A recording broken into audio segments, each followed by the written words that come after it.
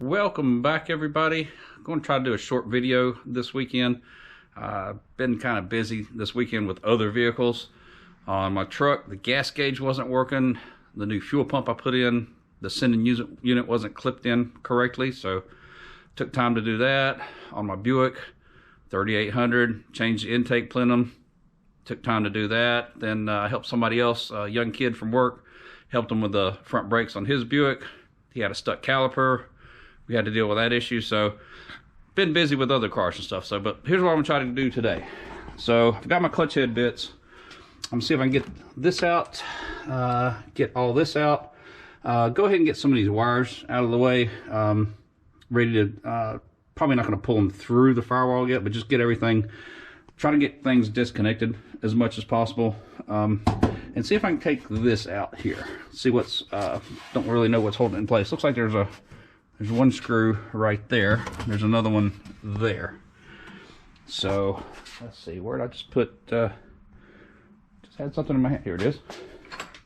So ordered these set of clutch head bits online. I don't have an adapter to put it on my drill bit yet. So all right, that's coming loose pretty easy.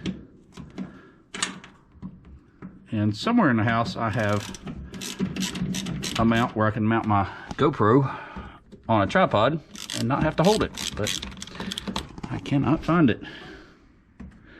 So I'll get that loose. Let's see how these are coming.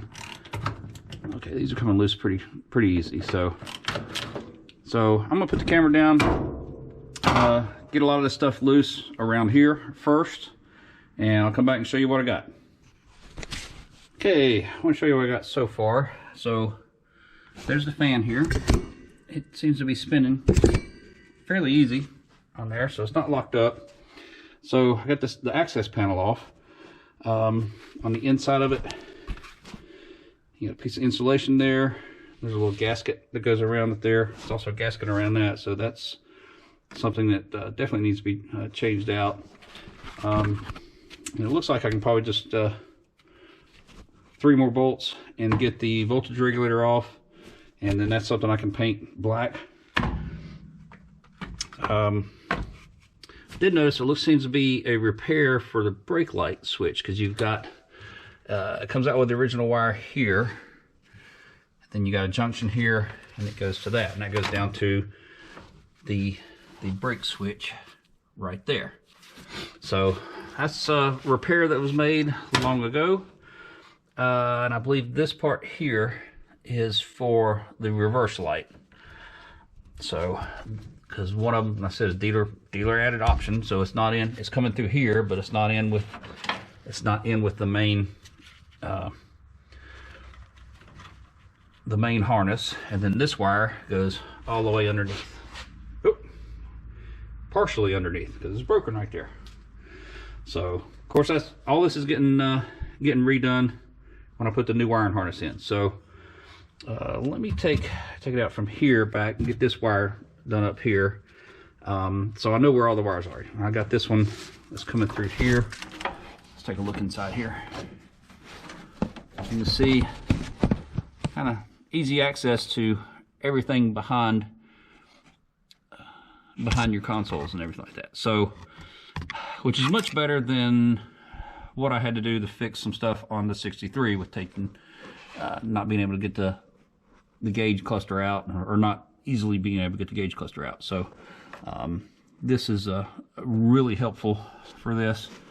It shows everything there. There's another, there's a wire with some piece of plastic wrapped around it. Let's see if I can see what that is there. Get this light in here. Oop. Turn it back on. This one right here. Okay, is that a fusible link? An old style fusible link, or is it just a link? I am not sure where that goes. And it's going up and over.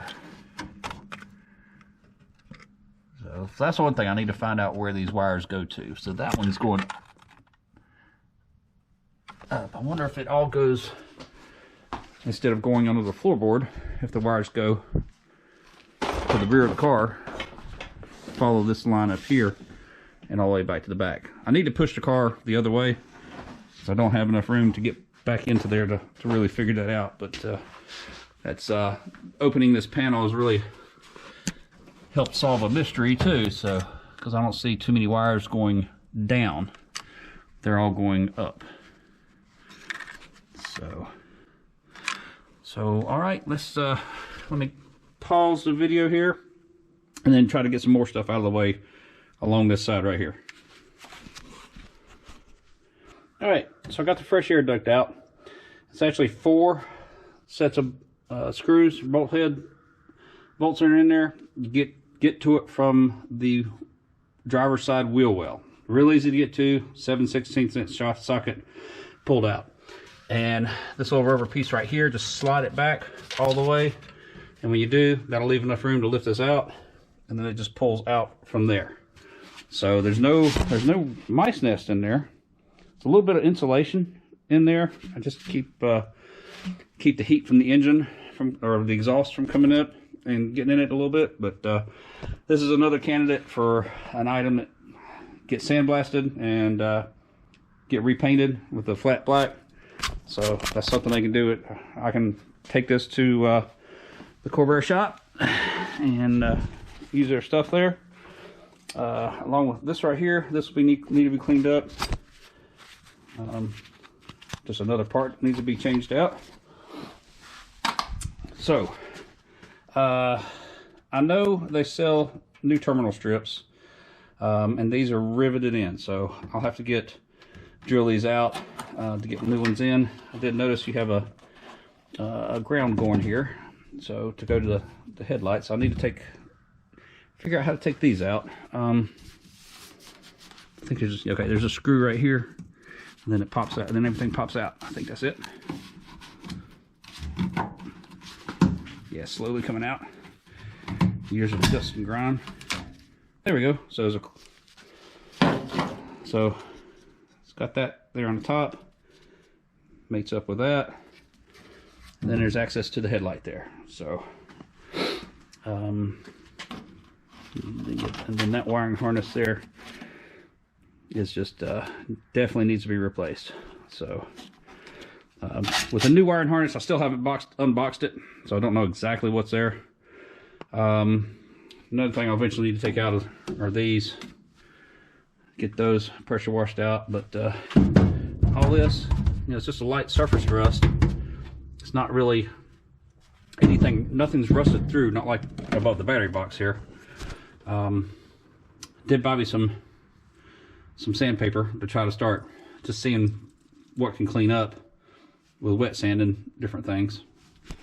But I probably need to start labeling some things, cut the wires off short, label what they go to. I do have, like I said, the back of the book has the wiring diagram on it, so I'll print all that out. I did see some other wires that were coming down here, and at first I was like, well, uh-oh, do those wires go back? And I started looking, and these go to the dimmer switch, the foot dimmer. So you can look underneath there and you can see the connections for it, and that's what those wires go to right there. So there you have it. Like I said, I just got to do a lot of labeling before ripping everything out and bringing in the new wiring harness. So still trying to get this to move. Don't know why it won't move. This one moves just fine. And then out of the four different levers, maybe, I've got 2 of them that work, 3 of them that work, 1 of them that doesn't. So, so right there's your for your water temperature. This is for your oil pressure here. So those aren't wires. I'm not going to cut them. Let me get. Since I'm going to switch to 12 volts, and I won't be needing this voltage regulator, and I'll probably go with an internally regulated alternator, so I can get this off of here, and this is something I'll be ready to get painted, just the satin black. I just heard something fall on the ground, but I don't know what it was. I didn't think I had any anything else. Maybe is that piece of plastic? Nope. It's a mystery for another day. But there you have it, just the beginnings of cleaning up the firewall and straighten out this mess. It's going to be the wiring harness, but I need to find a wrap for it too. I don't know if I don't really like